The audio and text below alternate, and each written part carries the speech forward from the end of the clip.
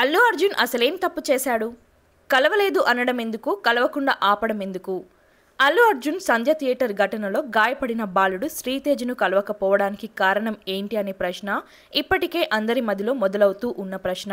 నిజానికి చెప్పాలంటే అల్లు అర్జున్ సంఘటన జరిగిన వెంటనే తన ఆఫీసు నుండి మనుషులను పంపించి ఆ బాలుడు పరిస్థితి ఎలా ఉంది అనేది విషయాన్ని ఎప్పటికప్పుడు తెలుసుకుంటూనే ఉన్నారు. నిజానికి అల్లు అర్జున్ వెళ్ళాలి అని అనుకున్నారు. కానీ అప్పటికే కొన్ని చట్టపరమైన కారణాల వల్ల కలవడం కరెక్ట్ కాదు అని అల్లు అర్జున్ లాయర్లు చెప్పడంతో ఆ బాలుడిని కలవడం కాలేదు. అయినప్పటికీ తాను అలా జరిగినందుకు ఎంతో చింతిస్తున్నాను అంటూ ఆ కుటుంబానికి అండగా ఉండాలని మాటిస్తూ ఆర్థికంగా సహాయం చేయటానికి సిద్ధమయ్యారు. అదేవిధంగా కోర్టు నుండి బెయిల్ వచ్చిన తర్వాత అల్లు అర్జున్ ఆ బాలుడు శ్రీతేజ్ను కలవాలని అనుకున్నారు. కానీ బెయిల్ కండిషన్స్ కారణంగా కలవలేకపోయారు.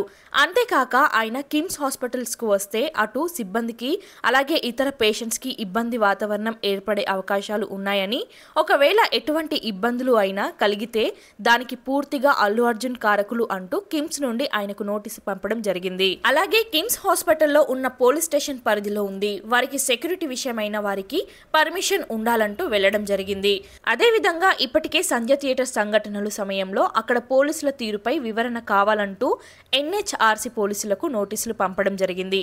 ఒక మాటలో చెప్పాలంటే అల్లు అర్జున్ బాలుడు శ్రీతేజ్ను కలవడానికి తన శాయశక్తి ప్రయత్నం చేయడం జరిగింది.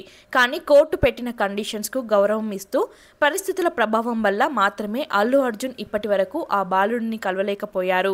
కానీ ఇప్పటికీ కూడా ఆ బాలుడు ఆరోగ్య పరిస్థితి ఎలా ఉంది అనేది పూర్తిగా ఎప్పటికప్పుడు తెలుసుకుంటూనే ఉన్నారు. అంతేకాక వైద్యానికి ఖర్చు కూడా పూర్తిగా తానే భరిస్తానని వెల్లడించారు.